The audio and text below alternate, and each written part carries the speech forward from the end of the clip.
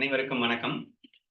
விஷயத்தில் 1% சுகம் என்பது இல்லை, முழுக்க முழுக்க துக்கமே என்று ஞானதேவர் அழுத்தம் திருத்தமாக சொல்லியிருக்கின்ற அந்த விஷயத்தை நான் புரிந்து கொள்வது எப்படி என்பதுதான் இன்றைக்கான கேள்வி. அது சம்பாதமாவே நம்ம போகணும் அப்படின்னா ஜென்ரலா நமக்கு என்ன தோணுது? விஷயங்கள் தான் எல்லாமே. சுகம்னாலே விஷயம் தானே. விஷயமே இல்லைன்னா சுகம் எப்படி வரும்? விஷயம்னா என்னப்பா முதல்ல அத சொல்லுப்பா அப்படின்னு கேட்டீங்கன்னா, கண்களுக்கு அழகழகாய் காண்பது விஷயம். அதாவது அழகான பெண்கள், அழகான பொருட்கள், அழகான விஷயங்கள், நேச்சர் இதெல்லாமே விஷயங்கள் கண்களுக்கு. சரியா? காதுகளுக்கு விஷயம் எது? உன் புகழை கேட்பது, பாடல்களை கேட்பது, இன்னும் பிற விஷயங்களை நீ காதால் கேட்டு அனுபவிப்பது காதுக்கான விஷய சுகம். நாக்கிற்கு சொல்லவே வேணாம். அறுசுவைகள் என்று நம்ம டெய்லி வந்து ஒரே சுவையை போட்டாலே நமக்கு பிடிக்கிறது இல்ல. மாத்தி மாத்தி சுவையை அனுபவிக்கணும் அப்படின்னு நாக்கிற்கான விஷயங்கள் ஏராளமாக இருக்கின்றன. ஸ்பர்ஷத்திற்கான சுகங்கள் அப்படின்னு சொல்லிட்டும் இருக்கு. மூக்கிற்கான சுகங்கள் இன்னைக்கு சென்ட் வியாபாரம் எல்லாம் வேற ரேஞ்ச்ல போயிட்டு இருக்கு. இதெல்லாமே விஷயங்கள் அப்படின்னு வச்சுக்கோங்க. சரியா? ஸ்பர்ஷத்துக்கு பஞ்சமெத்த இதெல்லாமே வேணும் அப்படின்னு எதிர்பார்க்கறாங்க. ஏன்னா படுக்கும்போது சுகமா இருக்கணும்ல அப்படின்னு சொல்லிட்டு. இதெல்லாமே விஷயங்கள். கம்ஃபர்ட் அப்படிங்கிறது இந்த எல்லாமே விஷயத்த வச்சுதான் நம்ம வந்து இந்த உலகத்தையே அனுபவிச்சுட்டு இருக்கோம். இப்ப வந்துட்டு விஷயத்துல சுகம் இல்ல அப்படின்னு பெரிய குண்டா தூக்கி போட்டா எப்படிப்பா புரிஞ்சுக்கிறது? அப்படிங்கிற மாரி ஒரு கேள்விய வைக்கும்போது, இன்னும் அழகா ஆ நீங்க எக்ஸாம்பிள்ஸ்லாம் சொல்லும்போது, ஒருத்தன் வந்து அப்படியே வேர்த்து விறுவிறுத்து வெயில்ல அப்படியே வாடி வதங்கிட்டு அப்படியே அந்த ஏசி ரூம்குள்ள என்டர் ஆறான். ஸ்பரிச சுகம் எப்படி இருக்கும்? அந்த ஸ்பரிசம் எல்லாம் பார்த்தீங்கன்னா, அப்பா! என்னா சுகம்! அத போய் இல்லன்னு எப்படிங்க சொல்ல முடியும்? ஏங்க இப்படி சொல்றீங்க? அப்படின்னு எக்ஸாம்பிள்க்கு பார்க்கலாம். இது ஒரு எக்ஸாம்பிளா எடுத்துக்கோங்க. ஸ்பரிசத்துக்கு சொல்லிட்டேன். ஆ வேற காதுக்கும், கண்ணுக்கும் வந்து சொல்லணும் அப்டின்னா, ஒரு பொண்ணு வந்து ஏங்கி தவிச்சிட்டு இருக்கேன். நானும் 4 வருஷமா நாயா பின்னாடி போயிட்டே இருக்கேன். கடைசில அவ வந்து ஐ லவ் யூன்னு ஓடி வந்து கட்டி பிடிச்சுக்கிறா அப்படின்னு சொன்னா. அவள் விஷயம் தான். என் கண்ணுக்கும், காதுக்கும் அப்படி ஒரு விஷயம். என்னா சுகம் அது. அத போயிட்டு இல்லன்னு சொல்றீங்களே! அப்படின்னு பார்க்கும்போது, அது இந்த மாரி எக்ஸ்ட்ரீமா அனுபவிக்கின்ற அந்த சுகங்கள் எல்லாம் வந்து இல்ல அப்படின்னு சொன்னா என்ன அர்த்தம்? மூக்குக்கு எடுத்துக்கிட்டாங்கன்னா, பயங்கரமான துர்க்கந்தத்தில் இருந்து கொண்டிருப்பவனுக்கு திடீர்னு அப்படியே சுவாசனை மலர் வாசனையோ, ஏதோ ஒரு வாசனையோ வரும்போது, கப்புன்னு ஒரு ஃபீல். அது வேற ஃபீல், இது வேற ஃபீல். துக்கம், சுகம் அப்படின்னு சொல்லிட்டு இருக்கத்தானே செய்யுது. அப்போ ஒத்துக்கிறேன். ஒரு சில விஷயங்கள் துக்கத்த குடுக்குதுன்னு ஒத்துக்கிறேன். ஆனா, சுகத்த குடுக்குறதுக்கான விஷயங்கள் இருக்குல்ல. இப்ப கண்களுக்கே எடுத்துக்கிட்டீங்கன்னா, ஆ அழகா அவர் சொல்லுவாரு, சுகந்தம், துர்க்கந்தம்ங்கிறது என்னது? சுந்தரம், பயங்கரம் அப்படின்னு சொல்லுவாரு. ஆ கண்ணுக்கு வந்து சுந்தரம், பயங்கரம் என்று 2 விஷயங்கள் இருக்கின்றன அப்படின்னு சொல்லுவாரு. அதுல பயங்கரம் துக்கத்த குடுக்கும்னு நாங்க ஒத்துக்கிறோம்ப்பா. சுந்தரம் அது சுகத்த தானே குடுக்குது. மூக்குக்கு சுகந்தம், துர்கந்தம் அப்படின்னுவாரு. அது துர்கந்தம் வந்து கஷ்டத்த குடுத்தும்னு நாங்க ஒத்துக்கிறோம். சுகந்த வாசனைகள் எனக்கு சுகத்த தானே குடுக்குது என்று இப்படி விஷயங்கள் எல்லாமே சுகமும், துக்கமும் கலந்து இருக்கின்றனங்கிறத நாங்க ஒத்துக்கிறோம். அத நாங்க மறுக்கல. சுகமே இல்லன்னு ஏன் சொல்றீங்க? அப்ப நாங்க வந்து அந்த சுகம் குடுக்கக்கூடியதா பார்த்து செலக்ட் பண்ணி அப்படி தேடி போயிட்டு, அப்படி சுகத்த மட்டும் நாங்க அனுபவிச்சுட்டு போயிடுறோம். நாங்க ஏன் துர்கந்தத்த அனுபவிக்க போறோம்? நாங்க பயங்கரத்த பார்க்காம சுந்தரத்த மட்டும் பார்த்து அனுபவிச்சுட்டு போயிடுறோம். இப்படி நாங்க அனுபவிச்சுட்டு போய்க்கிறோம்ல. அதுல போயிட்டு சுகம் இல்லன்னு சொல்றத நான் எப்படி புரிஞ்சுக்கிறது? அப்படிங்கிற மாதிரி நமக்கு வந்துருது. சரியா? சரி. இந்த சுகம் வந்து உனக்கு எப்ப கிடைச்சது? எப்படி கிடைச்சது? அப்படிங்கிற அந்த விஷயத்த பார்க்கும்போது, மேஜர் பாயிண்ட்ஸா நம்ம ப்ரூவ் பண்ண நினைக்கிறது என்னன்னா, ஒருத்தன் எனக்கு பாயாசம் மட்டும் தான் பிடிக்கும். வேற சுவைகள் எதுவுமே பிடிக்காது. அப்போ என்னடா இது என்னென்னமோ போட்டுட்டு இருக்காங்க. எப்படா பாயாசம் வரும்? எப்படா ஏங்கி தவித்து அந்த இடத்துல அது வரும்போது, அப்படி ஒரு ஃபீல் எனக்கு கிடைச்சது. அந்த ஃபீல போயிட்டு இல்லைங்கிறீங்களே. அதே மாரி ஏசி எக்ஸாம்பிள் சொன்னேன். ஒரு பொண்ணு எக்ஸாம்பிள் சொன்னேன். சரியா? இந்த 3 முதல்ல வச்சுக்கலாம். இப்ப இந்த எக்ஸாம்பிள்ஸ்ல நம்ம என்ன பார்க்கிறோம் அப்படின்னு சொன்னா, நீங்க வந்து நிரூபிக்கிறதுக்கு ட்ரை பண்ணும்போதே நீங்க என்ன சொல்றீங்க அப்படின்னா, துக்கத்தில் வாடி வதங்கி தவித்துக் கொண்டிருந்த இவனுக்கு அந்த விஷயம் அல்லவா சுகத்தை கொடுத்தது. அப்படின்னு தான் நீங்க மேட்ச் பண்ணவே விரும்புறீங்க. சரியா?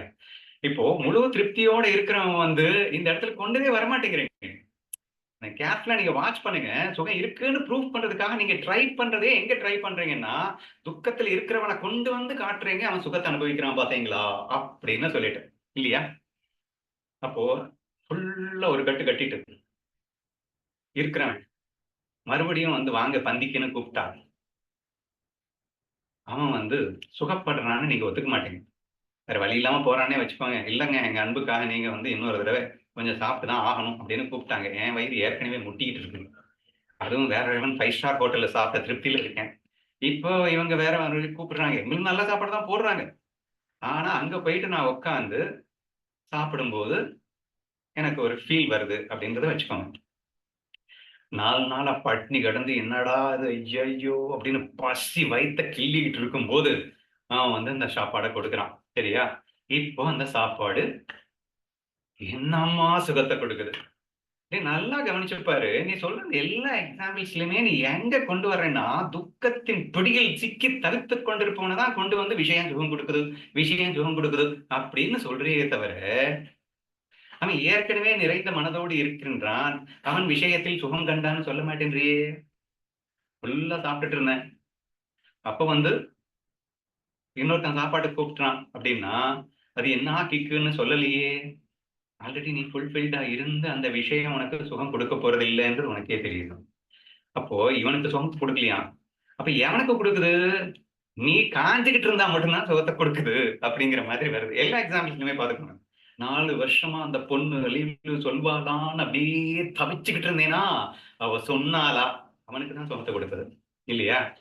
ஏற்கனவே 4 கேர்ள் ஃபிரெண்ட வச்சுக்கிட்டு சுத்திக்கிட்டு இருக்கிறவன்ட்ட, இன்னொரு பொண்ணு வந்து ஐ லவ் யூ சொன்னா, இவனுக்கு கிடைச்ச கிக் அங்க கிடைச்சிருக்குமா? அப்படின்னு கேட்டா நீங்களே ஒத்துப்பீங்க. அது எப்படிங்க கிடைக்கும்? இவனுக்கு கிடைச்ச கிக் எப்படிங்க கிடைக்கும்? அப்படின்னு சொல்லிட்டு தான் நம்ம வந்து டிஸ்கஷனே பண்ணிட்டு இருக்கோம் இல்லையா? இப்ப ஒரு சூட்சமமான பாயிண்ட்க்கு வாங்க. விஷயத்துல தான் சுமை இருக்கு அப்படின்னு சொன்னா, அது கண்டிப்பா எல்லாருக்கும் அந்த சுகம் கிடைக்கணும். எல்லா நேரத்திலயும் கிடைக்கணும். சமமா கிடைக்கணும். ஈக்குவலா கிடைக்கணும். சரியா? இது வந்து விஷயத்தில் சுகம் இருக்கு அப்படின்னு நிரூபிக்கிறதுக்கு உண்டான உபாயம். ஆனா இப்படி நீங்க ஒண்ண கூட நிரூபிக்கலையே. விஷயத்துல சுகம் இருக்குன்னு காட்டுறதுக்கு நீ எங்க கொண்டு வர்றீங்க? இப்படி ஏங்கி தவிச்சுக்கிட்டு பயங்கர கஷ்டத்துல இருக்கிறவன காட்டித்தான் நீங்க வந்து சொல்ல முடிஞ்சதே தவிர, இந்த மாரி காட்டல. ஏன்னா, நான் நானே சொல்ட்டேன்ல. இன்னொரு ஏசி ரூம்ல இருந்துகிட்டு இன்னொருத்தன் இன்னொரு ஏசி ரூம்க்குள்ள போறான்னா, அவனுக்கு ஏதாவது டிஃபரன்ஸ் தெரிய போகுதா? ஆல்ரெடி ஃபுல்ஃபில்ல இருக்கிறவன் வந்து அத இன்னொரு விஷயத்த நாம் அனுபவிக்கும்போது, அங்க ஒரு விஷயமாவே தெரியாது. அப்படிங்கிற மாரி வருது. அப்போ இந்த ஏசி ரூம்குள்ள இருந்து இந்த ஏசி ரூம்குள்ள வரும்போது ஒண்ணுமே தெரியல. ஆனா காஞ்சுகிட்டு வரும்போது தான் தெரியுது. பின்ன ஏசி சுகத்த குடுத்துச்சுன்னு எப்படி சொல்ற? ஏசி சுகத்த குடுத்துச்சுன்னா, அவன் ஏசி ரூம்ல இருந்து வந்தா என்ன? காஞ்சுகிட்டு வந்தா என்ன? குடுக்க வேண்டியது தானே சுகத்த. 4 வருஷமா ஏங்கி தவிச்சவனுக்கு ஐ லவ் யூ சொன்னா என்ன? 10 கேர்ள் ஃபிரெண்ட் வச்சிருக்கவனுக்கு ஐ லவ் யூ சொன்னா என்ன? குடுக்க வேண்டியது தானே சுகத்த. ஆனா குடுக்கல. இப்ப விஷயம் எல்லாருக்கும் கான்ஸ்டன்டா சுகத்த குடுக்கல. இது ஒரு மேஜர் டிராபேக். அப்ப விஷயத்துல சுகம் இருந்திருந்தா கொடுத்திருக்கணும் அப்படின்னு. அட இருக்குன்னு தொலையட்டுப்பா 4 வருஷமா ஏங்கி, ஏங்கி, ஏங்கி தவிச்ச லெவல் சொல்லிட்டால்ல. அந்த நேரத்துல அவனுக்கு கிடைச்ச அந்த சுகம் அவ இருக்கா. இன்னமும் வந்து அவ பிரேக்கப்லாம் ஒண்ணும் குடுக்கல. ஐ லவ் யூன்னு பண்ணிட்டு லவ் பண்ணிட்டு தான் இருக்க. ஃபர்ஸ்ட் டே இருந்த கிக்கு 2வது நாள், 3வது நாள் இருக்கா? 1 மந்த் கழிச்சு இருக்கா? 2 மந்த்ஸ் கழிச்சு இருக்கா? ஏன் குறையுது? நீ ஏங்கி தவிச்ச பொருள் தானடா. நீ ஏங்கி தவிச்ச பொருள் கிடைச்சதில்ல. கிடைச்ச உடனே கிடைச்ச அந்த கிக்கு போக, போக ஏன் குறையுது? யோசிக்க வேண்டிய பாயிண்ட் இல்ல. விஷயத்துல தான் சுகம் இருக்குன்னா. இது எல்லாருக்கும் காமனா தான் குடுத்து தொலையல. எனக்கு மட்டுமாவது குடுத்துச்சுன்னா, உனக்கும் குடுக்கலடா. உனக்கும் அந்த நேரத்துல குடுக்குற மாரி தெரிஞ்சது. ஆனா பின்னாடி பார்த்தா குடுக்கல. இன்னும் கொஞ்சம் போனா, 3, 4 மாசம் கழிச்சு ஆயிடுச்சுன்னா துக்கமே குடுத்துருது. முதல்ல அவ்ளோ பெரிய சுகத்த குடுத்தது, ஒரு 3, 4 மாசம் கழிச்சு துக்கமே குடுத்துருது. பிரேக்கப் ஆயி 2ஆ போயிடுது. திருமணமாயி 3, 4 மாசத்துல டிவோர்ஸ் ஆயிடுது. So this we are seeing regularly இல்லையா? சோ இதெல்லாம் நீங்க வந்து யோசிச்சு பார்க்கும்போது, விஷயத்துல உண்மையிலேயே சுகம் இருந்திருந்ததுன்னா, அது எல்லாருக்கும் குடுக்கணும். அதுவும் குடுக்கல. சரி ஒருத்தனுக்கு குடுக்குற சுகத்தையாவது ஒழுங்கா குடுக்கணும். அதுவும் குடுக்கல. பெர்மனன்ட்டா குடுக்கணும். அதுவும் குடுக்கல. ஓ! விஷயத்துல சுகம் இல்லையா? ஆனா நான் அனுபவிச்சது என்ன? ஏங்க நீங்க என்ன சொன்னாலும் சரி, நான் அனுபவிச்சது என்ன? சுகம் தானே அனுபவிச்சேன். அந்த சுகம் யாரு குடுத்தது? விஷயம் தானே குடுத்துச்சு. சும்மா சும்மா வந்து விஷயம் வந்து குடுக்கல. அது என்னமோ நீங்க என்ன வந்து பிரெயின் வாஷ் பண்ணி மழுப்ப விரும்புற மாரி தெரியுது. நான் அனுபவிச்ச சுகத்தை இல்லை என்று நீங்கள் எப்படி மறுப்பீர்கள்? அப்படிங்கிற ஒரு கேள்வி வரும்போது தான், நம்ம இதுவரைக்கும் டிஸ்கஸ் பண்ணிட்டு இருந்த அந்த துக்க நிவாரணத்த கொண்டு வர வேண்டியது இருக்கு. உனக்கு அந்த சுகம் ஏன் பயங்கரமா தெரிஞ்சது அப்படின்னா நீ எம்டில இருந்ததுனால, நீ பயங்கர துக்கத்துல இருந்ததுனால, அந்த துக்க நிவர்த்திக்கு இதுதான் காரணம் என்று வேற நீயாவே நிர்ணயம் பண்ணி வச்சிருந்ததுனால, அந்த துக்க நிவர்த்தி அங்கே நடந்துவிட்ட காரணத்தினால, துக்க நிவாரணம் கிடைத்தது ஒரு மொமெண்ட்டுக்கு. அந்த இடத்துல துக்கம் தீர்ந்தது என்பது உனக்கு மிக பெரும் மகிழ்ச்சியாக தெரிந்தது. சரியா? அண்ட் எக்ஸ்பெக்டேஷன் மறுபடியும் ஸ்டார்ட் ஆயிடும். ஏன்னா அந்த பொண்ணு வந்துட்டா, ஓகே. வந்தா சுகம்னு நினைச்சேன், வந்தாச்சு. சுகம் கிடைச்சாச்சு. ஆனா, அடுத்த செகண்டு இவன் என் கூடவே கடைசி வரைக்கும் இருக்கணுமே. இருந்தாதான் சுகம். அடுத்த பாயிண்ட் வச்சிட்டியா? மறுபடியும் துக்கத்துக்கு போயிருவாரு. ஏன்னா, இவ யார்கிட்டயாவது பேசினாலும், ஐயையோ எங்க பச்சி பறந்துருமோ? ஏன்னா அடுத்து வச்சிட்டே ஒரு எக்ஸ்பெக்டேஷன. இவன் என் கூடவே கடைசியில இருக்கணும்னு. அப்போ என்கிட்ட வரணுங்கிற எக்ஸ்பெக்டேஷன் ஃபுல்ஃபில் ஆகும்போது ஒரு செம கிக்கு கிடைச்சது. மறுபடியும் உன்னுடைய எக்ஸ்பெக்டேஷன் வச்ச உடனே மறுபடியும் நீ டவுனுக்கு போயிடுற. மறுபடியும் வந்து அவரால கஷ்டம் தான் படுற. சரியா? இப்படித்தான் வந்து ஒரு மனிதனின் விஷய சுகம் என்பது இங்கே அமைந்திருக்கிறதுன்றத புரிஞ்சுக்கோ. ஒரு எக்ஸாம்பிள் வச்சா எல்லாமே நீங்க புரிஞ்சுக்கலாம் அப்படின்னு நினைக்கிறேன். சில டிவி வாங்கணும்னு எங்கிட்ட வைக்கிறான். டிவி வந்துருச்சு. டிவி வந்ததுக்கு அப்புறம் திருப்பி வந்து அது குறைய ஆரம்பிச்சிடுது. Because you have got a lot of several other expectations. இந்த எக்ஸ்பெக்டேஷன் ஃபுல்ஃபில் ஆயிடுச்சு. ஓகே. பட் அத்தோட நீ வந்து வேற எந்த எக்ஸ்பெக்டேஷன் இல்லாம இருக்கியா அப்படின்னா, ஃபர்தரா எக்ஸ்பெக்டேஷனை பில்ட் பண்ணிட்டே போகும்போது ஆட்டோமேட்டிக்கா நீ டவுன் ஆயிட்டு போயிட்டே இருக்க. ஸோ தேர்ஃபோர் இங்கே நீ அனுபவித்தது விஷய சுகம் அல்ல. விஷயம் கிடைக்காததினால் நீ அடைந்த துக்கம் டக்குன்னு நிவாரணம் கிடைத்தது. அது சுகம் போல் நீ நினைத்துக் கொண்டாய். சுகம்னே வச்சுக்கோ. நீ துக்கத்தை நீயா துக்கப்பட்டுக்கிட்டு இருந்த. எனக்கு இப்ப துக்கம் இல்லைன்னு நீயா நினைச்சுக்கிட்ட. எப்ப துக்கம் இல்லை என்று நினைத்தாயோ அந்த கணம் நீ சுகத்தை உணர்ந்தாய். அதுதாங்க லாஜிக். சரியா? ஸோ இப்பதான் நம்ம சக்தி, சுதா, வித்யா சொன்ன அந்த பாயிண்ட்டுக்குள்ள நம்ம என்ட்ராறோம். இங்கே சுகம் என்றாலே சொரூப சுகம் மட்டும்தான். சுகம் என்றாலே சொரூபத்தில் மட்டும்தான் இருக்கிறது. அது ஸ்ட்ராங்கா ஞானதேவர் சொல்றதுங்க, நான் சொல்லல. ஆன்ம சுகம் மட்டும்தான் சுகம். அதை தவிர வேறு எதுவுமே சுகம் கிடையாதுன்னு ஸ்ட்ராங்கா அடிச்சு சொல்லியிருக்காரு. விஷயத்துல சுத்தமா சுகம் இல்ல, துக்கம் மட்டுமேன்னு சொல்லிட்டாரு. அது என்னது ஆன்ம சுகம், ஸ்வரூப சுகம் அப்படின்னு கேட்டீங்க அப்படின்னா, இந்த மனசு, அதாவது நீதான் அந்த சொரூபம். நீயே தான் ஆனந்தம். நீ யாருன்னு கேட்டா ஐ ஆம் தி ஹாப்பினஸ் அப்படின்னு சொல்லணும். That is the answer. அப்ப சொரூபமாகவே, ஆனந்த சொரூபமாகவே நீ இருந்து கொண்டு, இப்ப இந்த மாயா, இந்த உலகம், இந்த விஷயம் இதெல்லாம் இருக்கட்டும். இந்த சொரூப சுகத்தில் இருந்து கொண்டே இந்த மாயை, இந்த விஷயங்கள் இவைகள் உன்னை விட்டு வேறானவை அல்ல. இன்ஃபேக்ட் நீயே தான் ஒரு மாய தோற்றமாக இந்த எல்லா பிரபஞ்சமாக விஷயங்களாக இங்கே வலம் வந்து கொண்டிருக்கின்றாய். உன் சொரூப சுகத்தோடு இந்த மாயையை நீ அனுபவிக்கப் போகின்றாய். மாயையை அனுபவித்ததினால் வருவதல்ல சுகம். சொரூப சுகத்தோடு மாயையை அனுபவிக்க முடியும். அவ்வளவுதான். மற்றபடி மாயை சொரூபத்துக்கு சுகம் கொடுக்க முடியாது. ஏன்னா சொரூபமும் மாயும் வேற வேறையே இல்லை. அந்த ரேஞ்சில் சொல்ல வேண்டியது இருக்கு. சரியா? ஸோ இதை நான் வந்து கிராஃபிக்கலா முதல்ல நான் வந்து எக்ஸ்பிளைன் பண்ணிடுறேன். அதுக்கப்புறம் வந்து ஃபர்தரா நம்ம ப்ரொசீட் பண்ணலாம்.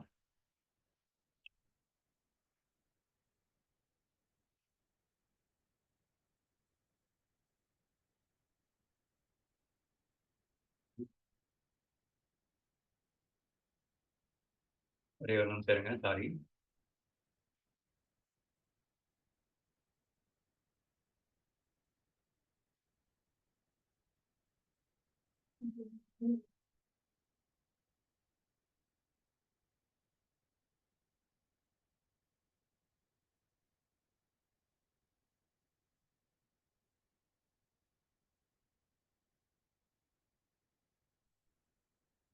சரி, ஆக்சுவலா இப்போ வந்து நீங்க இமேஜின் பண்ணுங்க. எக்ஸ் ஆக்சிஸ், ஒய் ஆக்சிஸ் அப்படின்னு சொல்றது பொதுவாக கிராஃபிக்கல் ரெப்ரசன்டேஷன் நம்ம சொல்லக்கூடிய ஒரு விஷயம். இந்த வெர்டிக்கல் லைனை வந்து எப்பயுமே நம்ம ஒய் ஆக்சிஸ்ன்னு சொல்லுவோம். இந்த ஹரிசாண்டல் லைனை வந்து எக்ஸ் ஆக்சிஸ் அப்படின்னு சொல்லுவோம். ஸோ இந்த இடத்துல சுகத்தின் அளவு அப்படின்னு குறிச்சுக்கோங்க. இந்த இடத்துல காலம் அப்படின்னு குறிச்சுக்கோங்க. டைம். சரியா? ஸோ ஒரு டைம் அப்படிங்கிறது இந்த எக்ஸ் ஆக்சிஸ்ல நீங்க யூஸ் பண்ணிக்கோங்க. ஒய் ஆக்சிஸ்ல ஹாப்பினஸ் அப்படிங்கிறத நீங்க போட்டுக்கோங்க. சரியா? நான் ட்ரை பண்றேன். இது எக்ஸ் ஆக்சிஸ். ஸோ இதை வந்து நீங்க காலம் அப்படின்னு எடுத்துக்கணும். சரியா? இப்போ இந்த பக்கம் வந்து மூவ் ஆகுறது காலம் அப்படின்னு. இப்போ வெர்டிக்கலா நம்ம காட்டுறது வந்து சுகத்தின் அளவு அப்படின்னு எடுத்துக்கோங்க. ஓகேவா? இப்போ மேல வந்து ஒரு லைன் இப்ப நான் போட்டு காட்டிட்டு இருக்கேன். ஸோ இந்த லைன் வந்து இது என்னது? இதுதான் ஹாப்பினஸ்ன்னு சொன்னேன் இல்லையா? டெக்ஸ்ட்ல போய் தர ஹாப்பினஸ் டைம் ரைட். இப்போ இந்த ஹாப்பினஸ் வந்து சைடு வெர்டிக்கல் தான். டைம்.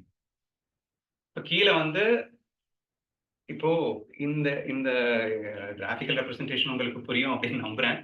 அதாவது என்ன அர்த்தம் அப்படின்னா, இந்த இடத்துல நான் வந்து ஒரு லைன் போட்டு வச்சிருக்கேன். இது என்ன லைன் அப்படின்னா,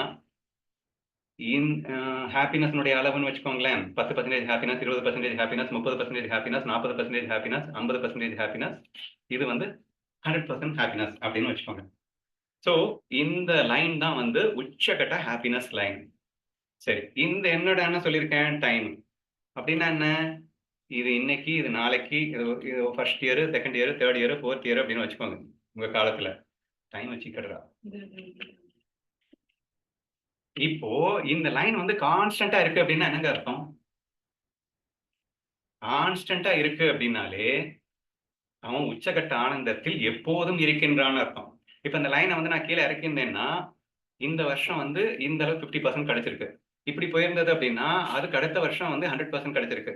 திருப்பி இறங்கிருச்சு இந்த வருஷம். ஸோ இந்தந்த காலகட்டத்துல அவனுடைய சுகத்தின் அளவு என்ன அப்படிங்கிறது அங்கே சொல்லப்படுவதாக அமைகிறது. சரியா?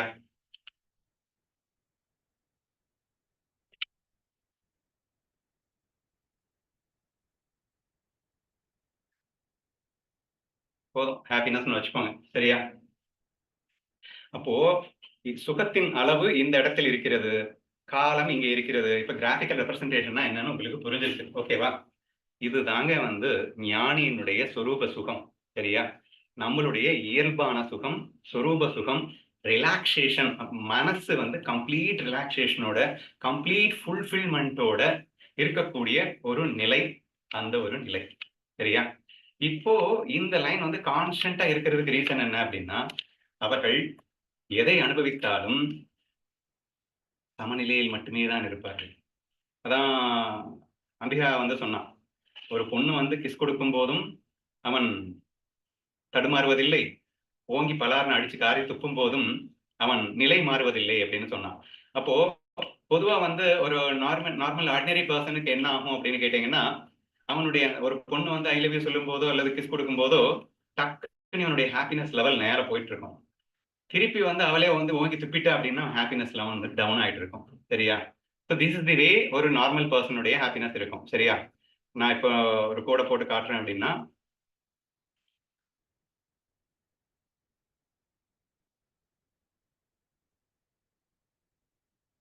இப்போ எல்லாருமே நம்ம இந்த நிலையில தான் இருக்கோம். ஆனா இங்க இருக்கக்கூடிய இவன் என்ன பண்ணிடுறான் அப்படின்னா, ஒரு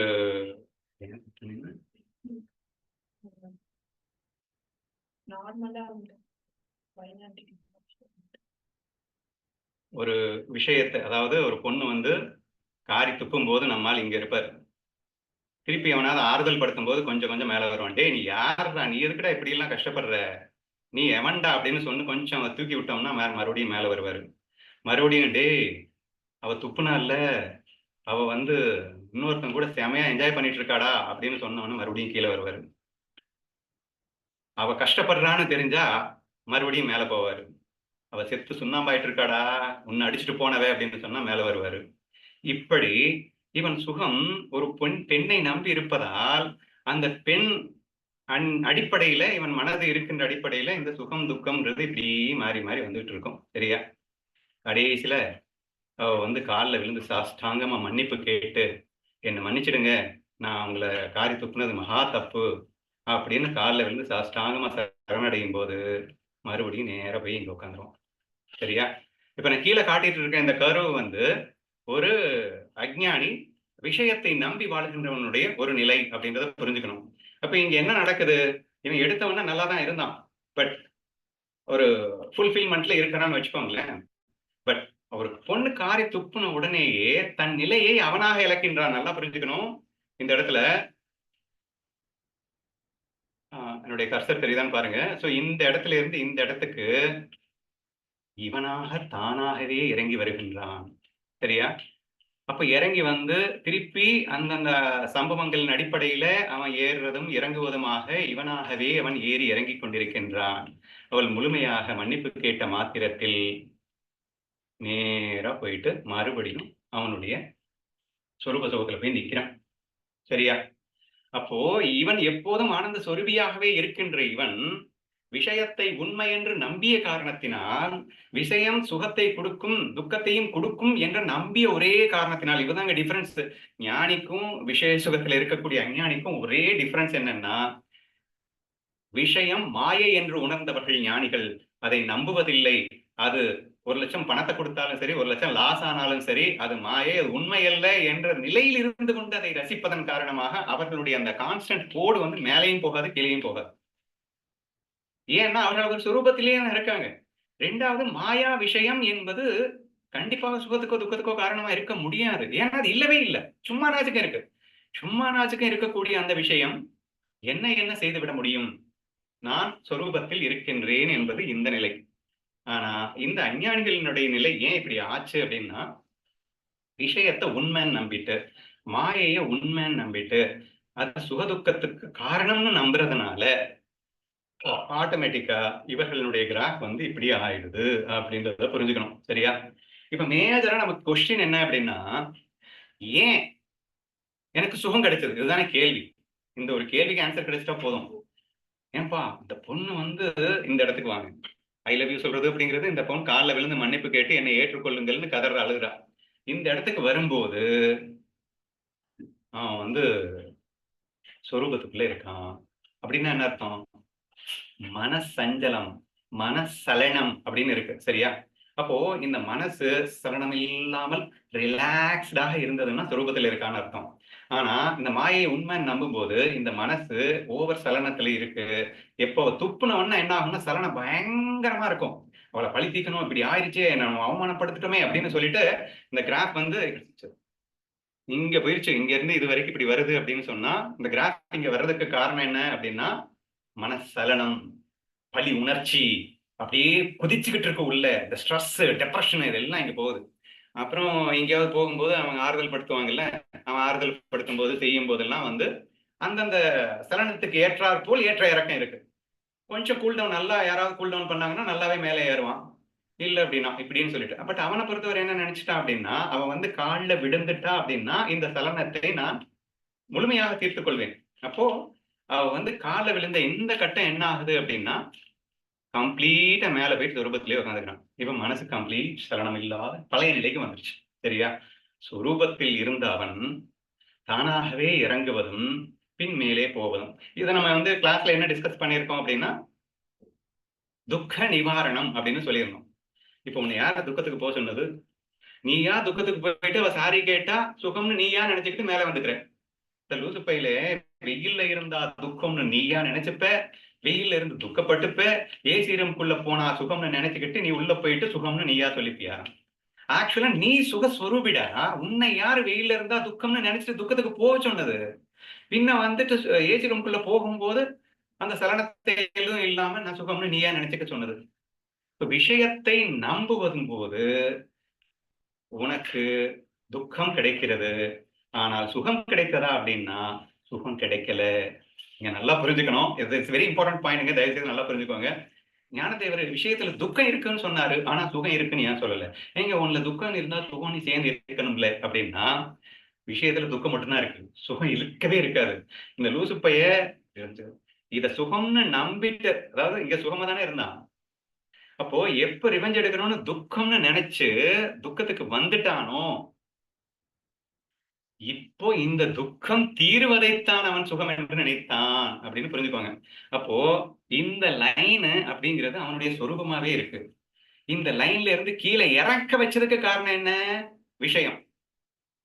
இப்போ அந்த லைன்ல இருந்து மேல ஏறதுக்கும் விஷயம் காரணமாவே இருக்கட்டும். என்ன, அவ கால்ல விழுந்தது தானே காரணம். கால்ல விழுந்துதான் மேல வந்துட்டான். கால்ல விழுந்து விஷயம்தான் அவனை ரிலாக்ஸ் ஆக வைத்தது என்று சொன்னாலும் கூட, அந்த ரிலாக்ஸேஷன்ல கிடைத்த சுகம் என்பது விஷயம் கொடுக்கவில்லை. இப்படி புரிஞ்சுக்க ட்ரை பண்ணுங்க. சரியா? நீங்க என்ன சொல்லலாம், ஏங்க விஷயத்தை நம்பி இருக்கும்போது சுகம் துக்கம் சேர்ந்துதானே வரும், அது என்ன துக்கம் மட்டும் கொடுக்குன்றீங்க அப்படின்னு சொன்னா, விஷயம் ஜடண்டா, அது துக்கம் மட்டும்தான் கொடுக்கும்னு ஏன் சொல்றோம் அப்படின்னா, நீ அதை நம்புனதுனால துக்கம் கொடுத்துருச்சு அப்படின்னு சொன்னோம். கடைசியில அதை நம்பிட்டே இருக்கும் போதும் கூட, விஷயத்தை நம்பிட்டே இருக்கும் போதும் கூட, நீ ஒரு செகண்டுக்கு ரிலாக்ஸ் மோடுக்கு வர்ற, உன் சுரூபத்துக்கு வர்ற. நீ உன் சுரூபத்துக்கு ரிலாக்ஸ் மோடுக்கு வரப்போய் அந்த சுகம் கிடைச்சதே தவிர அந்த விஷயம் கொடுக்கல.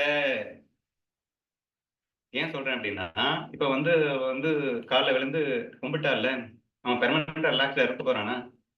அடுத்த செகண்ட் ஈகோ தலைக்கு மேல ஏறி அவளை டாமினேட் பண்ணணும்னு நினைப்பான். இன்னும் வேற ஏதாவது எக்ஸ்பெக்டேஷன்ஸ் வரும். ஒவ்வொரு எக்ஸ்பெக்டேஷனுமே மனச்சலனத்தை உண்டு பண்ணுகிறது.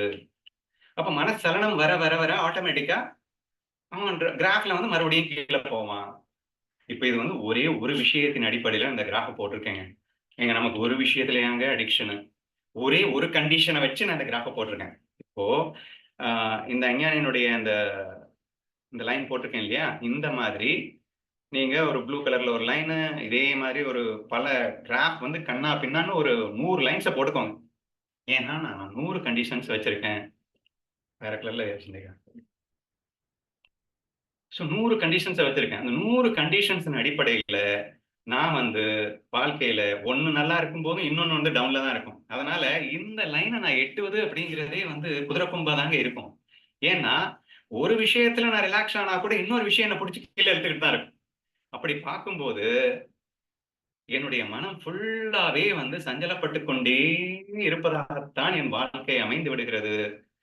கடைசி வரைக்கும் இந்த ரிலாக்ஸ் மோடுக்கு என்னால வர முடியாமலே போய்விடுகிறது என்று புரிந்து கொள்ளுங்கள். சரியா? ஆனா ஞானியினுடைய ஸ்டேட் பாருங்கன்னா, இந்த லைன் அப்படியே நீட்டா அந்த கான்ஸ்டன்ட்ட எத்தனை ஆண்டுகள் ஆனாலும் அவனுக்கு மரணமே இல்ல. அதெல்லாம் அப்புறமா டிஸ்கஸ் பண்ணலாம். ஸோ, இருக்கிற வரைக்குமே நீங்க பார்த்தா கூட, பெர்மனன்ட்டா பிளிஸ் ஒரே லைன். சரியா? இப்படி அவனுடைய சுகம் அமைந்திருக்கிறது என்பதை புரிந்து கொள்ள வேண்டும். இப்போ உங்களுக்கு ஒரு பெரிய டவுட் வரலாம். ஏய்யா! என் சொரூபமே சுகம். நீ சொரூபத்துல இருந்திருந்தா சுகம் கிடைச்சிருக்கும். நீ ஏன் சொரூபத்த விட்டு இறங்குற? நீ ஏன் ஒரு விஷயத்துல இப்படி இப்படி நடந்தா உன் சொரூபத்துக்கு போயிட்டு மறுபடியும் நீ சொரூபத்துக்குள்ள வந்துடுற. விஷயத்துக்கும் சுகத்துக்கும் சம்மந்தமே கிடையாது என்று நீ தீர்மானமாக முடிவு பண்ணி வச்சிருக்கிற. சரியா? எனக்கு ஒரு டவுட்டு. சொரூபத்திலேயே இருக்கேல்ல. உன்னை யார் மாயையா வந்து விளையாட சொன்னது? நீ தான் சுகமா தானே இருக்க. இப்ப மாயை ஏதோ ஒரு சுகம் குடுக்கும்னு சொல்லி தானே அந்த விஷயம், மாயைனாலே விஷயம், விஷயம்னாலே மாயைன்னு புரிஞ்சுக்கோங்க. ஏதோ ஒண்ணு இருக்கும் அப்படின்னு நினைக்க போய் தானே, நீ வந்து இந்த மாயைக்குள்ளேயே வந்த. அதுக்கு மாயையே இல்லாம இருந்திருக்கலாம்ல, அப்படின்னு சொல்லலாம். இப்ப கூட நான் என்ன சொல்லுவேன்னா, இப்ப தான் நீங்க சொன்ன அந்த ஃபர்ஸ்ட் சொன்ன அந்த நேத்து பூபதி நான் சொன்ன எக்ஸாம்பிள் எடுத்துக்கலாம். நம்பவில்லை ஆனால் ரசிக்கின்றேன். எதை ரசிக்கின்றேன்? என்னை ரசிக்கின்றேன். என் சொரூபத்தை ரசிக்கின்றேன். அப்ப அங்க எல்லாமே யாரு? நான் ஃபர்ஸ்ட் மேஜிக் எக்ஸாம்பிளே முடிச்சுட்டு நான் போறேன் என்னுடைய எக்ஸாம்பிளுக்கு. இப்ப மேஜிக் எக்ஸாம்பிள்ல பார்க்கும்போது, அந்த மெஜிஷியனா இருந்ததும் யாரு? நான் தான். அது சும்மா மாயைக்காக சும்மா ப்ரொஜெக்ட் ஆயிட்டு, அவன் மெஜிஷியன போல அங்கே ஒரு காட்சி தென்பட்டுக் கொண்டிருக்கிறது என்ற ஒரு ஃபீலிங்ல நான் அந்த காட்சிய நான் அனுபவிச்சுட்டு இருக்கேன் அப்படிங்கிறப்போ, அந்த மாயை என்னை விட்டு வேறாக அவன் நினைப்பதில்லைன்னு நல்லா புரிஞ்சுக்கோங்க. Please underline this word again and again. மாயையை அவன் தன்னை விட்டு வேறாக நினைப்பதில்லை. அதாவது திரிபுடிகள் அற்ற சுகம் ஞானிகளின் சுகம்னு சொல்லியிருப்போம். அது விஷயம், நான், நான் விஷயத்தை புசிக்கின்றேன். இது வந்து அஞ்ஞான சுகம். இது சுகமே கிடையாதுன்றது நமக்கு எல்லாம் தெரியும். ஆனா ஞானிகளுடைய சுகம் அப்படிங்கிறது திரிபுடிகள் அற்ற நிலையில் இருந்து அனுபவிக்கப்படுகின்ற சுகம் அப்படின்னு நம்ம பார்த்தோம். அப்ப அவன் எப்படி மாயை அனுபவிப்பான் அப்படின்னா, மாயை தன் சொரூபத்தை விட்டு வேறாக அவன் நினைப்பதில்லை. அப்போ அந்த விஷயங்களையும் தானும் வேறு வேறு அல்ல என்ற ஒரு முழுமையான பாவனையிலே அவன் திரிபுடிகள் அற்று அனைத்தும் ஒன்றென்ற அந்த பாவனையிலே அவன் அதை அனுபவிக்கிறான். அப்ப என்னத்தை அனுபவிக்கிறான்? தன்னைத்தான் அனுபவிக்கின்றான். அங்க விஷயமே இல்லைங்கிற நான். விஷயமா இருக்கிறதே நானுங்கிற நான். பொய்யா இருக்கா? பொய்ங்கிறதே பொய்யாக சும்மா நாச்சும் இருப்பதே நான் தானே. அங்கே என்னை தவிர யாருமே இல்லை அல்லவா? அந்த நிலையை கொஞ்சம் அப்படியே யோசிச்சீங்க அப்படின்னா உங்களுக்கு இன்னும் பெட்டரா உங்களுக்கு புரியறதுக்கு சான்சஸ் இருக்கு அப்படின்னு நினைக்கிறேன். சரியா? அப்போ இதை வந்து நான் கிருஷ்ணா ஃபீல்ல உங்களுக்கு நான் எப்படி சொல்லுவேன் தெரியுமா? பஞ்சு மிட்டாய் ₹5 நீ பாதி தின்று மீதி தந்தால் ₹1,00,000. டே அங்கே பக்தன் பஞ்சு மிட்டாய பார்க்கல, பஞ்சு மிட்டாய பார்க்கல, பஞ்சு மிட்டாயில் மறைந்திருக்கும் கண்ணனின் அன்பை காண்கின்றான். என் கண்ணன் சாப்பிட்டதுடா அப்படின்னா அங்க பஞ்சு மிட்டாயே அவன் பார்க்கலங்கிறேன். அதை எதை பார்த்தான்? வெறும் கண்ணனை தான் பார்த்தான். அப்ப பஞ்சு மிட்டாய் அனுபவிச்சானா, கண்ணன் அனுபவிச்சானா? கண்ணனைத்தான் அனுபவித்தான் என்று நான் சொல்லியிருந்தேன். இப்ப கண்ணன் கண்ணன்னா இந்த இடத்துல ஞானத்துல இருந்து பார்க்கும்போது என்னையே அனுபவித்தான். எல்லாமே கண்ணன் தான். சரியா? அனைத்தும் கண்ணன் அப்படின்னு அந்த ஃபீலிங்க கொண்டு வந்துட்டு நீங்க கேளுங்க. சரியா? என்று நாம் பார்த்தோம். அதாவது வேற என்ன எக்ஸாம்பிள் சொல்லியிருப்போம்? டெண்டுல்கர் பேட் வந்து ஒருத்தன் ₹5,00,000 ஏலத்துல எடுத்தான் அப்படின்னு. ₹100 பேட் எவனாவது ₹5,00,000 வாங்குவானா அப்படின்னு நம்ம கேட்டோம். எங்க என்ன இருக்கு அப்படின்றத பார்க்கணும். அவன் பேட்டே பார்க்கலடா. பேட்டில் அவன் சச்சின் டெண்டுல்கரை பார்த்தான் அப்படிங்கிறத விட பேட்டில் அவன் தன்னையே பார்த்தான். ஏன்னா அவன் பெரிய கிரிக்கெட் ரசிகர். சச்சின் டெண்டுல்கரை அவன் தன்னை விட்டு வேறாக பார்க்கல அப்படின்னு வச்சுக்கோங்க. அப்போ அவன் தன்னையே பார்க்கின்றான், ரசிக்கின்றான் அப்படிங்கிற மாதிரி இமேஜின் பண்ண ட்ரை பண்ணுங்க. அப்போ மாயை சுகத்தை கொடுக்குமா கொடுக்காதா அப்படின்னு சொன்னா, மாயை சுகத்தை கொடுத்தாலும் அது சொரூப சுகத்தில் இருந்து சொரூபமே சொரூப சுகத்தை தான் அந்த மாயை கொடுக்கிறதுன்னு நீங்க மாயை வேற சொரூபம் வேறன்னு சொல்லிட்டேன். அப்ப மாயை சுகத்தை கொடுக்குமா கொடுக்காதான்ற பேச்சுக்கே இடம் இல்லை. ஏன்னா சொரூபத்தை சுகத்திலேயே தான் இருக்கான். அவன் மாயையில இருந்தாலும் மாயை அனுபவித்தாலும் மாயை அனுபவிக்காவிட்டாலும் அவன் சொரூப சுகத்திற்கு எந்த கேடும் விளைவதில்லை என்பதை புரிந்து கொள்ளுங்கள். அழகா வித்யா சொன்னான், ஞானிக்கு பொறுத்த வரைக்கும் அது இருந்தாலும் ஒண்ணுதான் இல்லைனாலும் ஒண்ணுதான் அப்படின்னு சொல்லும்போது நான் வேணும்னே உங்களை குழப்பறதுக்காக கேட்டேன். இருந்தாலும் ஒண்ணு இல்லைனாலும் ஒண்ணுன்னு அனுபவிக்கிறது ஒரு சுகமாப்பா? அதாவது அது கிடைச்சாதான் எனக்கு வாழ்க்கை அப்படின்னு ஏங்கி ஏங்கி அவன் அனுபவிக்கும் போது அதுதானப்பா சுகம் அப்படின்னு உங்களை ட்விஸ்ட் பண்றதுக்காக நான் கேள்வியை கேட்டுட்டே இருந்தேன்னு வச்சுக்கோங்களேன். ஆனா உண்மையிலேயே சுகம்னா எதுங்க சுகம்? நான் எப்பயுமே ஃபுல்ஃபில்டா இருக்கணும், நிறைந்த மனதோடு. இருந்தாலும் ஒண்ணு இல்லைன்னாலும் ஒண்ணுங்கிற அந்த ஃபீலிங் தான் நிறைந்த மனது. அந்த மனதோடு இருந்து கொண்டு நான் அனுபவிக்குவது என்னை விட்டு வேறு என்று நினைக்காமல் என்னையே நான் அனுபவிக்கின்றேன் என்ற புரிதலோடு மாயையை நான் அனுபவித்தால் அது சுகம். சரியா? நம்ம எக்ஸாம்பிள் பார்த்தோம்ல, நம்ம இதுல பார்த்தோம். நடிகர் வந்து ஒரு பொண்ணு வந்து ஐ லவ் யூ சொல்லி ஓடி வந்து கட்டிப்பிடிக்கிறா அப்படிங்கிறது சீனன்னு வச்சுக்கோங்களேன். அப்போ அவ வந்து எம்டினஸ்ல இருந்து, அல்ல இவன் ஃபுல் எம்டினஸ்ல இருந்து அவளுக்காக ஏங்கி காத்திருந்து அவ வந்து கட்டி பிடிச்சாதானே சுகம் அப்படின்னு உங்களை ட்விஸ்ட் பண்ணி விட்டேன். பட் ரியலா இமேஜின் பண்ணி பாருங்க. இப்போ இந்த நடிகர் தான் உண்மையில் செம்மையா என்ஜாய் பண்ணுவான் அப்படின்னு சொல்றேன். நீங்க நடிகரை எப்படி புரிஞ்சுக்கணும் அப்படின்னா, நடிகர் அப்படிங்கிறது ஆன்ம சுரூபம்னு வச்சுக்கோங்க. அது சொரூப சுகத்தில் இருக்கிறதுன்னு வச்சுக்கோங்க. ஏன்னா நடிகர்கள் எல்லாமே இப்ப கோடீஸ்வரனா தானே இருக்கான். சோ அப்ப சொரூப சுகம் அப்படின்னா அவன் சொரூபத்துல நிறைந்த மனதோடு இருக்கின்றான். சரியா? அப்போ அவனுக்கு எல்லாமே இருக்கு. இன்ஃபேக்ட் எதிரில் வரக்கூடிய காதலியாக இருப்பவனும் தானேங்கிற அளவுக்கு ஃபுல்ஃபில்மெண்ட்ல இருக்கான். அப்ப சும்மா நாச்சுக்கும் ஃபன் பண்றதுக்காக அவன் இங்கே நடிக்க வருகின்றான். இவன் நடித்துத்தான் ஆக வேண்டும் என்பதில்லை என்று ஒரு நிலை வந்துட்டு அப்ப ஒரு பிச்சைக்கார வேஷம் கொடுத்துட்டாங்க.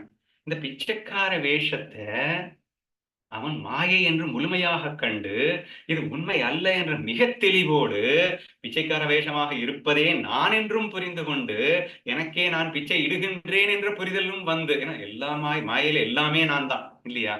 சோ அல்லது கிருஷ்ணா ஃபீல வச்சுக்கோங்க, அனைத்தும் கண்ணன் என்ற அந்த புரிதலில் இருந்து கொண்டு இந்த மாய சிருஷ்டியை நான் அனுபவிக்கின்றேன் எனும்போது நான் மாய சிருஷ்டியை அனுபவிக்கவில்லை, கண்ணனை அனுபவிக்கிறேன். அப்ப மாயையை தான் அனுபவிக்கிறேங்க. நான் அடிக்கடி கிருஷ்ணாவில பேசிட்டு இருக்கும்போது உங்க கண்ணனை நீ அனுபவிக்கணும்னாலே மாய வேணும்டா அப்படின்னு எல்லாம் வந்து நான் முன்னாடி பேசியிருக்கேன். ஞாபகம் இருக்கான்னு எத்தனை பேருக்குன்னு தெரியல.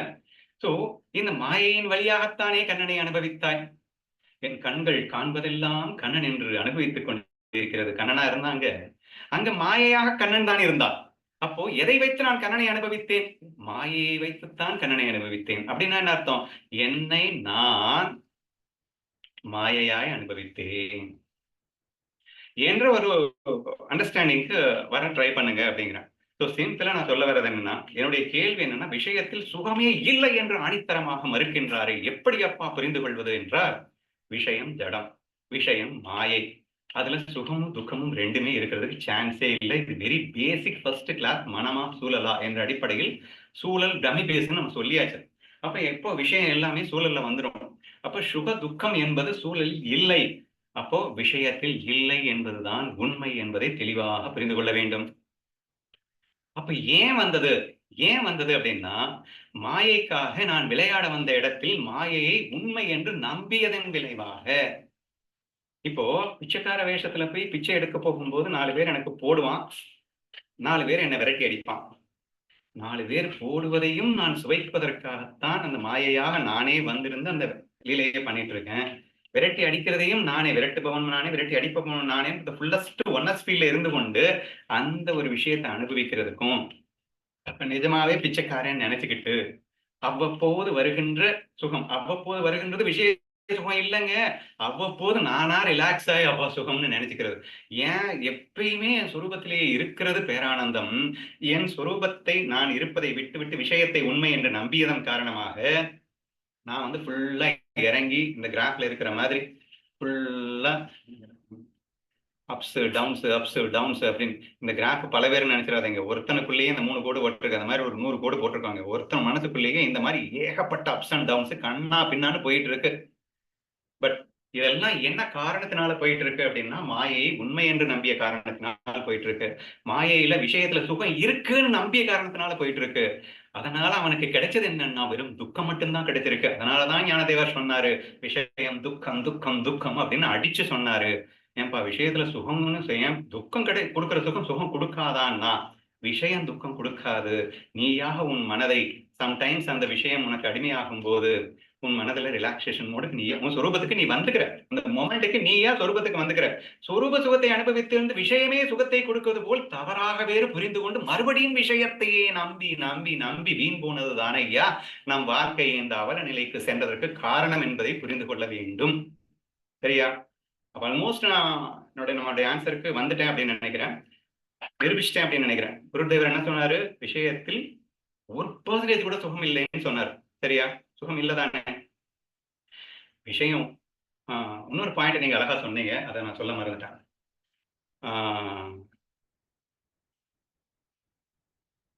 ஒரு மெஜிஷியன் மேஜிக் ஷோ காட்டிட்டு இருக்கான் அப்படின்னா அதை நாங்க எப்படி அனுபவிக்கிறோம் அப்படின்னு சொல்லும்போது, அதை உண்மை என்றும் நான் பார்க்கவில்லை, அதை பொய் என்றும் பார்க்கவில்லை அப்படின்னு சொன்னீங்க.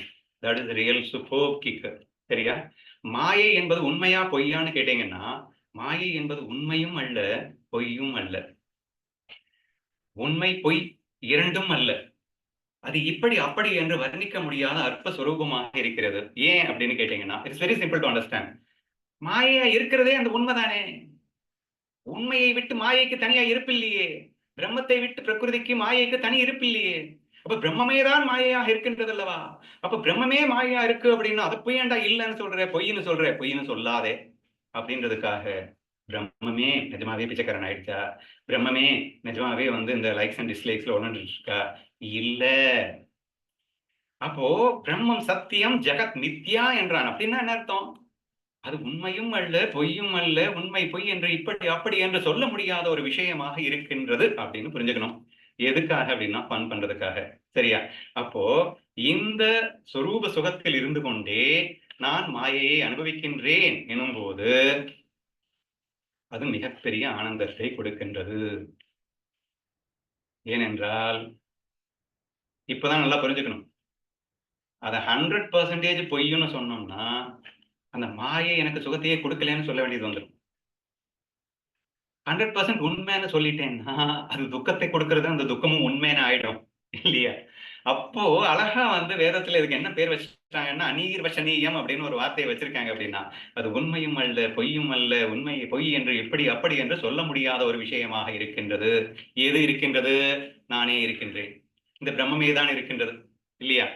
அப்ப இந்த பிரம்மமே அப்படி இருக்கின்ற காரணத்தினால் அது சுகத்தை கொடுக்கும் என்றும் நாம் சொல்ல முடியும். ஏனென்றால் சொரூப சுகம் அப்படின்னு சொல்லிட்டோம். அந்த சொரூப சுகத்தோடு மாயையா நானே தான் இருக்கேன். அப்ப மாயையும் சுகத்தை கொடுக்கும். யாருக்கு? சொரூப சுகத்தில் இருக்கின்றவனுக்கு மட்டும்தான். சொரூபத்தை மறந்தவனுக்கு, விஷயத்தை சுகம் என்று நம்பியவனுக்கு மாயை என்றென்றும் துக்கம் மட்டுமே கொடுக்கும் என்பதை என்றென்றும் மறந்து விடாதீர்கள். ஏன்னா நான் முன்னாடி உங்களுக்கு ட்விஸ்ட் பண்றதுக்காக நிறைய கேள்வி கேட்டுட்டு இருக்கேன். மாயை சுகமா துக்கமா அப்படின்லாம் கேள்வி கேட்டிருக்கேன். அப்ப நான் சொல்லியிருக்கேன், சொரூபத்தை மறக்காதவனுக்கு மாயை சுகம்தான், சொரூபத்தை மறந்தவனுக்கோ மாயை என்றென்றும் துக்கமே தான் என்ற ஆன்சரையும் நீங்க இந்த இடத்துல மேட்ச் பண்ணி பார்த்தீங்க அப்படின்னு சொன்னா உங்களுக்கு ஓரளவு நல்லாவே புரிஞ்சிருக்கும்.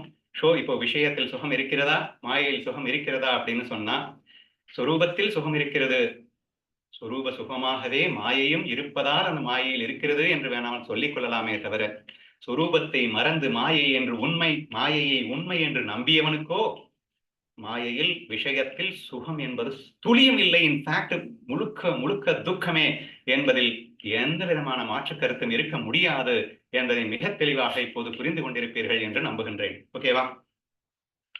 சரி, இந்த கொஸ்டினுக்கு ஐ திங்க் ஆன்சர் கிடைச்சிச்சு அப்படின்னு தான் நினைக்கிறேன். இப்ப அடுத்த முக்கியமான கொஸ்டின் நேற்று ஒண்ணு கேட்டோம். என்ன கேட்டோம்? பற்று இல்லாமலே அனுபவிக்கும் போது அதில் கிக் அதிகம் என்று நீங்கள் சொல்வீர்களே, அது உண்மையா அப்படின்னு கேட்டீங்கன்னா, இப்போ இந்த கிராஃபின் அடிப்படையில இந்த கிராஃப்ல நம்ம பார்க்கும்போது இந்த கோடை வந்து நம்ம கான்ஸ்டன்டா காட்டியிருக்கோம். இந்த கோடு என்னது? ஆசை இல்லாமல் மாயையை அனுபவிக்கின்றவனுடைய கோடு. சரியா? அப்போ இவனுடைய கோட்ல மேலேயும் இல்ல கீழேயும் இல்ல. ஓகேவா? இப்ப கீழே என்ன கோடை காட்டியிருக்கோம் அப்படின்னு சொன்னா விஷயத்தை உண்மையான நம்பிட்டு இருக்கிறவனுடைய கோடு. ஓகேவா? அப்போ நான் என்ன நீங்க புரிஞ்சுக்கணும் அப்படின்னு சொன்னா, ஆசை இல்லாமல் அனுபவித்தால் கிக்கு அதிகமா அப்படின்னு கேட்டீங்கன்னா, கிக்கு அதிகம்லாம் ஒண்ணும் இல்ல, அது குறைவும் இல்ல கூடுதலும் இல்ல, ஒரே கிக்கு. சரியா?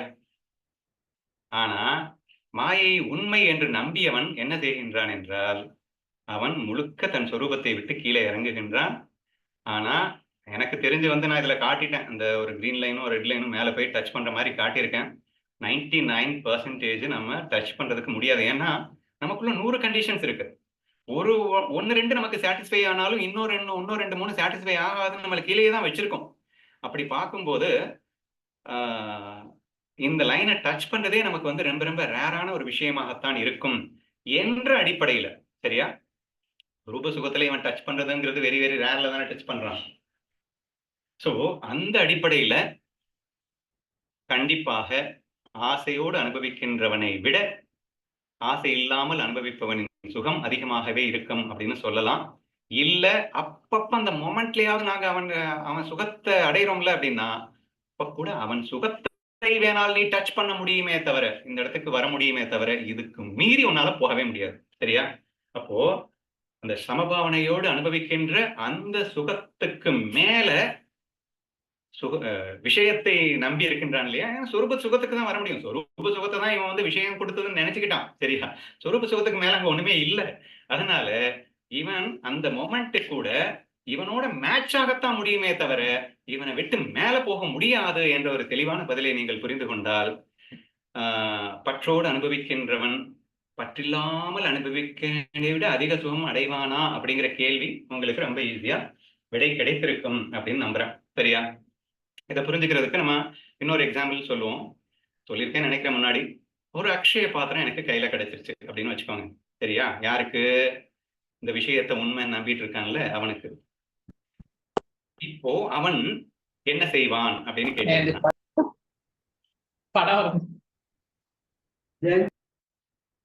ஓகே கவனிங்க. சோ அந்த அக்ஷய பாத்திரத்துல கையில எடுத்திருக்கிறவன் இந்த ஞானியினுடைய லைனுக்கு சொரூப சுகத்துக்கு வந்து விடுவானா அப்படின்னு கேட்டீங்கன்னா, இப்ப நான் எக்ஸ்பிளைன் பண்ணும்போது நீங்களே வருவானா இல்லையான்னு நீங்களே சொல்லுங்க. இப்போ எனக்கு மனசு வெற்றிடம் ஆயிடுச்சு. அதாவது அது இருந்தாதான்டா சுகம் அப்படின்னு நினைச்ச மொமெண்ட்ல என் சுகத்தை நானா கீழே இறக்கி கீழே போயிட்டேன். சரியா? சொரூப சுகத்தை மறக்கிறேன். எப்ப சொரூப சுகத்தை மறக்கிறேன்? விஷயத்துலதான் சுகம் இருக்குன்னு நினைச்சுக்கிட்டு நானாவே அதை அடைஞ்சாதான் சுகம் என்று நினைத்த மாத்திரத்தில் அடையாதப்ப துக்கம் தானே ஆட்டோமேட்டிக்கா. அடைந்தால்தான் சுகம் என்றாலே அடையல என்ன துக்கம் தானே. அப்போ ஆட்டோமேட்டிக்கா நான் துக்கத்துக்கு போயிட்டேன். இருக்கு, அக்ஷய பாத்திரம் இருக்கு, அல்லது கற்பக விருட்சமே என்கிட்ட இருக்குன்னு வச்சுக்கோங்க. நான் கேட்டதெல்லாம் அது கொடுக்கணும்னு வச்சுக்கோங்க. அப்போ அதுகிட்ட நான் கேட்கிறேன், டேய் ஐயோ அது எனக்கு வேணும், அது இருந்தா சுகம். அது கிடைச்சிடும். கிடைச்ச உடனே நான் நேரா எங்க போய் டச் பண்ணுவேன்? இந்த இடத்துக்கு வேணா டச் பண்ணிடலாம். டச் பண்ண செகண்ட்ல மறுபடியும் எனக்கு இன்னொரு ஆசை உருவாகும். ஏன்னா சுரூபம்தான் சுகம் என்பதை நான் மறந்து விட்டேன் அல்லவா? விஷயம்தான் சுகம் என்று நான் நம்பிக்கொண்டிருக்கேன். விஷயம்தான் சுகம் இல்லையே. அப்போ அந்த செகண்ட்ல சொரூப சுகத்தை நான் அனுபவிச்சிருப்பேன். ஆனா விஷயத்துல இருக்கிற சுகம் காணாம போயிருக்கும். ஏன்னா விஷயத்துல உண்மையில சுகம் இல்லை. அதனாலதான் ஞானதேவர் சொல்லுவாரு, மனிதர்கள் கிடைக்காத பொருளுக்கே ஆசைப்படுவார்கள். கிடைச்சு போயிருச்சுன்னா ஆசைப்பட மாட்டான். ஏன் அப்படின்னா அதுலதான் சுகம் இல்லையே. அப்ப சொரூப சுகம் அது கொடுத்தது என்பதை நம்பி அது சுகம் இருக்குன்னு தப்பா புரிஞ்சுக்கிறானே தவிர உண்மையில விஷயத்துல சுகம் இல்லை. அப்போ உடனே இன்னொரு விஷயம் தான் சுகம். ஒரு பொண்டாட்டி கட்டினவன் எனக்கு பத்தலைன்னு சொல்லிட்டு 100 பொண்டாட்டியை கேட்கிறான்ல அந்த மாதிரி. அப்ப உடனே இன்னொரு சுகத்தை அவன் ஆசைப்படுறான். மறுபடியும் அதுவும் கிடைக்கும். கிடைச்சவன் ஒரு செகண்டுக்கு அந்த லைனை டச் பண்ணுவான். மறுபடியும் அதுல சுகம் இல்லைன்னு புரிஞ்சு போயிடும். அப்ப இந்த விஷயத்திலயும் சுகம் இல்லையோ, அப்ப வேற விஷயத்துல இருக்குன்னு மறுபடியும் மனம் தாவ, இப்படி அக்ஷய பாத்திரமே அவன் கையில் வைத்துக் கொண்டிருந்தாலும் கூட, நீ கீழ மேல, கீழ மேலன்னு போயிட்டு இருக்கியே தவிர, அந்த லைன வேணா கூட 2 வாட்டி டச் பண்ணலாம். ஏன்னா, அந்த மாரி ஒரு கற்பக விருட்சம் கையில இருக்கிறதுனால. இன்னும் சொல்லப்போனா, கற்பக விருட்சம் கையில இருந்தா, நீ சரியா மனச யூஸ் பண்ணல அப்படின்னு சொன்னா, அதல பாதாளத்துக்கும் நீ போயிடுவ. சரியா? அதனால அதுவும் கூட. இன்ஃபாக்ட் இந்த இடத்துல ஒரு சின்ன லைன் அ போட்டு காட்டியிருக்கேன். இந்த லைன கூட இவ்வளவு சின்னதா கீழ இறக்கக்கூடாது. கீழ சல்லுன்னு இறங்குவான், திருப்பி மேல போயிட்டு டச் பண்ணிடுவான். திருப்பி இறங்குவான், டச் பண்ணிடுவான். திருப்பி இறங்குவான், டச் பண்ணிடுவான். அப்படிங்கிற மாரி தான் இருக்கும். ஏன்னா, he has not at all satisfied with himself இல்லையா? இப்ப சொரூபத்தை மறந்த மாத்திரத்தில் அவன் நிறைவான மனதை பெற முடியாது. நிறைவான மனம் அப்படிங்கிறத விட, அந்த ரிலாக்சேஷன் அப்படிங்கிறது அவன விட்டு போயிடும். ஏன்னா ரிலாக்சேஷன் தான் அவனே இந்த ஹாப்பினஸ்னாலே ரிலாக்சேஷன் தான் இல்லையா? அவன் அதை இழந்து விடுபவனாக மாறிவிடுகின்றான். ஆதலால் இப்போது அந்த நேற்று கேட்ட கேள்விக்கும் கூட உங்களுக்கு விடை கிடைத்திருக்கும் என்று நான் நம்புகின்றேன். பற்றே இல்லாமல் அனுபவிக்கின்ற சுகம் என்பது அந்த ஞானிகளின் சுகம். அது அவர்கள் சுரூபத்திலேயே இருக்கின்றது. அவர்கள் மாயையை அனுபவித்தாலும் அது சுகமே, மாயையை அனுபவிக்காமல் இருந்தாலும் அவர்களுக்கு அது சுகமே என்று நீங்கள் புரிந்து கொள்ள வேண்டும். ஆனால் அந்த லைனை விட்டுட்டு இந்த விஷயத்தை உண்மை என்று நம்பி, இந்த உலகத்தை உண்மை என்று நம்பி, விஷய சுகத்தின் மேல் ஆசைப்படுபவர்களின் கதி இந்த கிராஃப்ல தான் இருக்க முடியுமே தவிர, அந்த கோட்டை விட்டு மேல ஒரு செகண்ட் கூட போக முடியாது என்பதை மட்டும் தெளிவாக புரிந்து கொள்ளுங்கள். இப்போதாவது சொரூப சுகத்தின் மேல் நமக்கு தாகம் வரட்டும். இந்த விஷயத்துல சுகம் இருக்குன்னு நம்பி நீயும் சொரூபத்துக்கு வர்றதுதான் லூசுத்தனமா அதுல விஷயத்துல சுகம் இருக்குமாக்கும் சுகம் இருக்கும். நிறைய பேர் நம்ம என்ன சொல்லுவோம் அப்படின்னா, ஏங்க என்னதான் விஷயத்துல துக்கம் இருந்தாலும் பரவாயில்லைங்க. அப்பப்போ ஒரு சுகத்த குடுக்குது பாருங்க. அதுக்காவது நான் விஷயத்துல இருந்துட்டு போறேங்க அப்படின்னு சொல்றியேடா லூசு. அது விஷயம் குடுக்கலடா. அது உன்னுடைய சொரூபம்டா அது. அப்பப்ப மட்டும் சொரூபத்துக்கு வந்துட்டு போறேன்னு சொல்றியேடா. நீ ஏன் பெர்மனன்ட்டா சொரூபத்திலேயே இருக்கக்கூடாது என்றுதான் நம்ம அந்த இடத்துல புரிஞ்சுக்கணும் அப்படின்னு நான் சொல்ல வரேன். சரியா? சோ எல்லளவும் சுகம் கிடையாது என்பதை மட்டும் புரிந்து கொள். இருட்டிலேயே நீ இருந்த காரணத்தினால் ஒரு மின்னல் வெளிச்சத்தை பட்டதைக் கண்டு, நீ அதை தவறாக சுகம் என்று நினைக்கின்றாய். உண்மையில் நீ சூரிய வெளிச்சமடா. ஏன் அதை மறந்தாய்? எப்போதும் பெர்மனன்ட்டா அந்த நிலையிலேயே இருந்துவிடு. அந்த மின்னல் வெளிச்சம் ஒருபோதும் இந்த சூரிய வெளிச்சத்தை விட அதிகமாக போகவே முடியாது என்ற இந்த உண்மைகளை எல்லாம் நாம் ஆழமாக புரிந்து கொண்டால், கண்டிப்பாக நாம் விஷயத்தை நஞ்சென வெளியே தள்ளிவிட்டு, சொரூபத்தை நாம் தங்கம் என கொண்டாடி, வைரம் என கொண்டாடி சொரூபத்திலேயே இருக்க வேண்டும் என்ற ஆசை நமக்கு மென்மேலும் பெருகி, என்றென்றும் நம் ஞானதேவர் சொல்வது போல், விஷயத்தில் நஞ்சைத் தவிர எதுவுமே இல்லை, துக்கத்தை தவிர எதுவுமே இல்லை என்பதை தெளிவாக புரிந்து கொண்டு, நம் சொரூபத்திலேயே இருந்து எப்போதும் ஆனந்த வெள்ளத்தில் திளைக்க வேண்டும் என்று நான் கேட்டுக்கொள்கிறேன்.